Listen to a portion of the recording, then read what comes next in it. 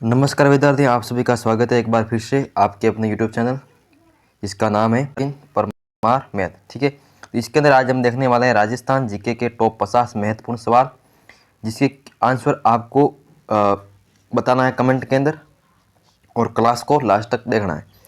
तो ये क्वेश्चन आपके रीट लेवल एग्जाम के लिए बहुत ही महत्वपूर्ण होने वाले हैं, बहुत ही इंपॉर्टेंट होने वाले हैं। ठीक है, तो लास्ट तक आपको क्लास को अटेंड करना है। ठीक है, तो सबसे पहला प्रश्न आपके सामने है, कालीबंगा में सबूतरे निर्मित कालीबंगा में प्राप्त सबूतरे निर्मित हैं। कालीबंगा में जो प्राप्त सबूतरे हैं वो निर्मित है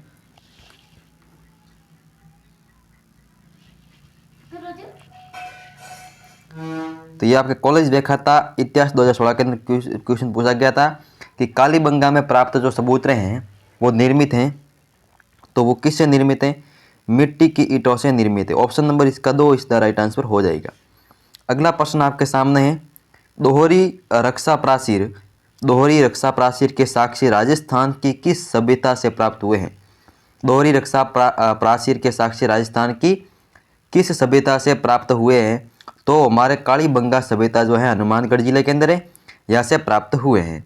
अगला सवाल आपके सामने है, रायसिंह प्रशस्ति, जो रायसिंह की प्रशस्ति है उसका संबंध निम्नलिखित में से किस से है?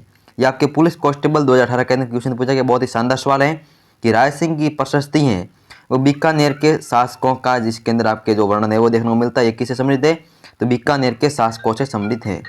ठीक है, नेक्स्ट प्रश्न की बात करते हैं। अगला प्रश्न है, घंटियाला शिलालेख किस भाषा में लिखा गया है?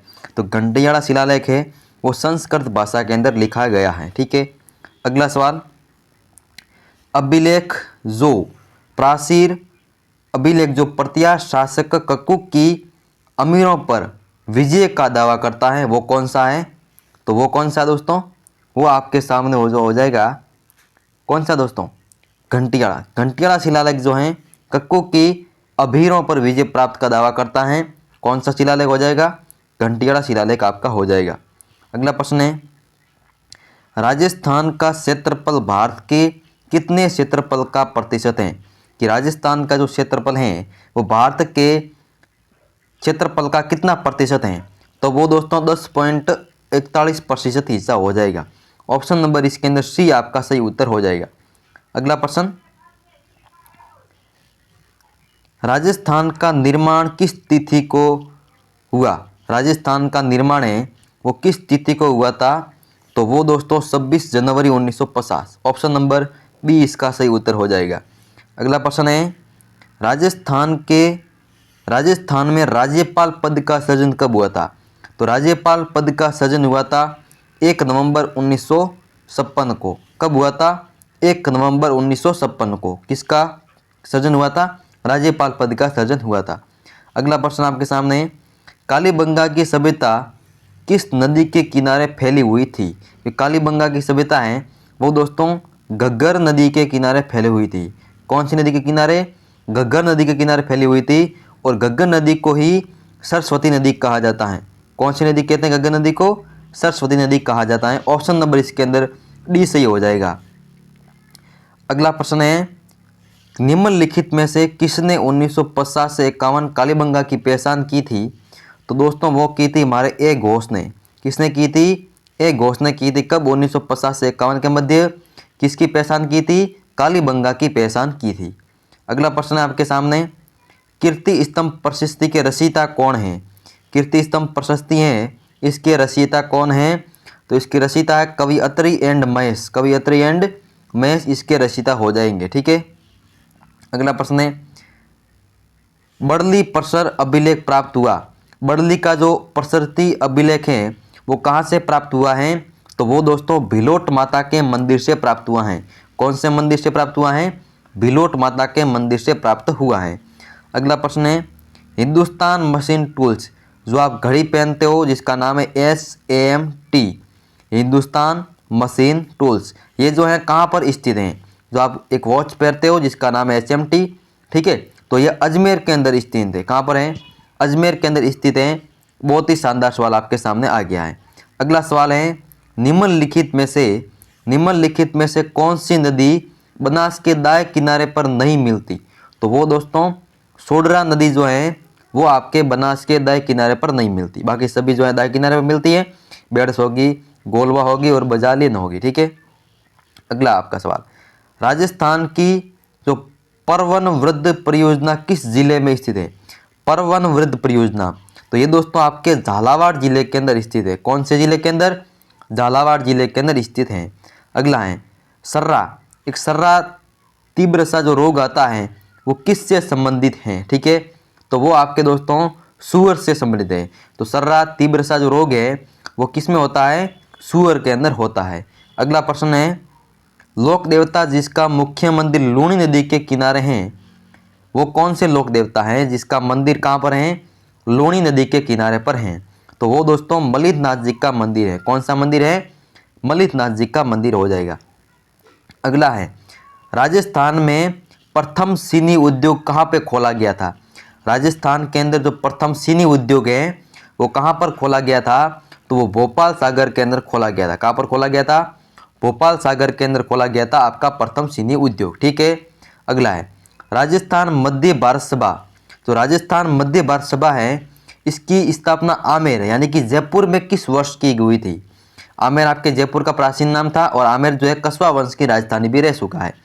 तो इसके अंदर आपका जो 1920 आंसर है वो आपका सही उत्तर हो जाएगा कि राजस्थान के अंदर मध्य भारत सभा की स्थापना है वो 1920 के अंदर हुई थी।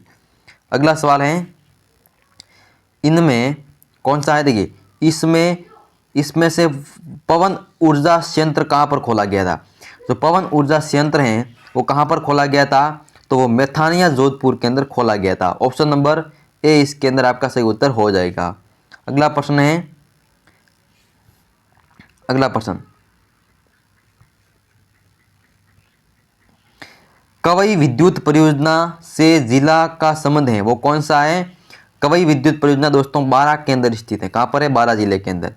अगला प्रश्न आपके सामने, राजस्थान में न्यूनतम ग्रीष्मकालीन तापमान वाला क्षेत्र, न्यूनतम ग्रीष्मकालीन तापमान वाला क्षेत्र कौन सा है?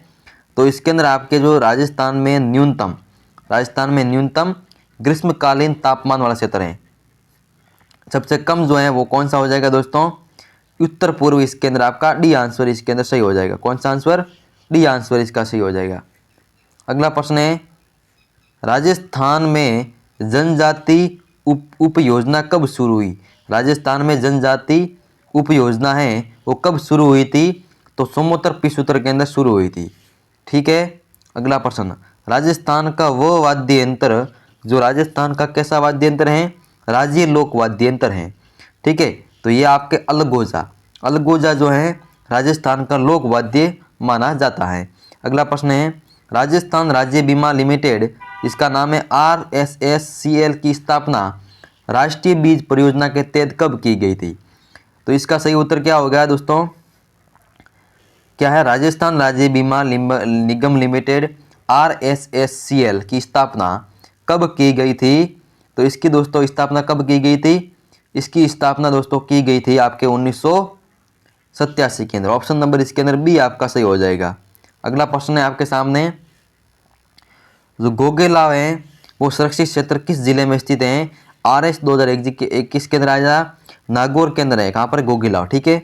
अगला प्रश्न, 14 फरवरी 1948 को भारत सरकार ने भरतपुर प्रशासन पर अधिकार करके भरतपुर राज्य का प्रशासक किसको नियुक्त किया था? तो वो किसको किया दोस्तों? किसको किया था बताइए, किसको किया था? 14 फरवरी 1948 को भारत सरकार ने भरतपुर प्रशासन पर अधिकार करके भरतपुर राज्य का जो है प्रशासक है वो किसको नियुक्त किया था? किसको नियुक्त किया था? इसके अंदर आपका 28 नंबर क्वेश्चन का जो आंसर है वो आप कमेंट के अंदर बताएंगे। कहाँ बताएंगे? कमेंट करना है, ठीक है भाई। 28 नंबर ऑप्शन जो प्रश्न है इसका आपको आंसर कमेंट करना है, ठीक है। अगला, निम्नलिखित में से कौन सा राज्य प्रदूषण नियंत्रण बोर्ड से सम्मिलित है? ठीक है, कौन सा है राज्य प्रदूषण बोर्ड से सम्मिलित है? कौन सा राज्य? तो ये दृष्टि जो एक ऐसी संस्था बन चुकी है, ठीक है। अगला प्रश्न है भटनेर का किला कौन से जिले में है? भटनेर का किला जो है वो कौन से जिले में है? हनुमानगढ़ के अंदर है। ठीक है। अगला प्रश्न है राजस्थान का वह जिला जिसको 2001-2011 की अवधि में महिला जनसंख्या में अधिकतम परिवर्तन अंकित किया गया, वह कौन सा है? बताइए। वह जिला जहां 2001 से 2011 की अवधि में महिला जनसंख्या में अधिकतम परिवर्तन अंकित किया गया, वो कौन सा है? इसका फटाफट से उत्तर बताइए। हाँ, तो इसका जो है हमारा सही उत्तर हो जाएगा कोटा। कोटा के अंदर जो है 2001 से 2011 की अवधि में महिला जनसंख्या में अधिकतम परिवर्तन है वो अंकित किया गया है।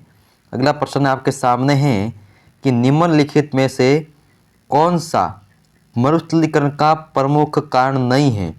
तो वायु प्रदूषण इसका प्रमुख कारण नहीं है, बाकी सब इसके क्या है? प्रमुख कारण के अंदर स्थित आते हैं। ठीक है। अगला प्रश्न है कि राजस्थान में मोरिजा निमला लोहा भंडार किस जिले में स्थित है? कि राजस्थान के अंदर कौन से मोरिजा निमला लोहा भंडार है वो किस जिले के अंदर स्थित हैं? इसका आपको उत्तर है वो बताना है। दोस्तों कहाँ पर स्थित है? आपके जयपुर के अंदर स्थित है मोरिजा निमला लोहा भंडार। ठीक है। अगला प्रश्न है आपके सामने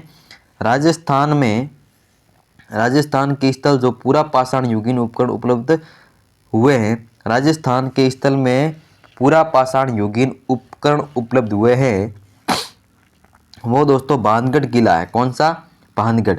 अगला प्रश्न है गोजुंडी अभिलेख किस भाषा में लिखे गए हैं थे? गोजुंडी अभिलेख किस भाषा में लिखे गए थे? तो ये दोस्तों आपके संस्कृत भाषा के अंदर लिखे गए थे। अगला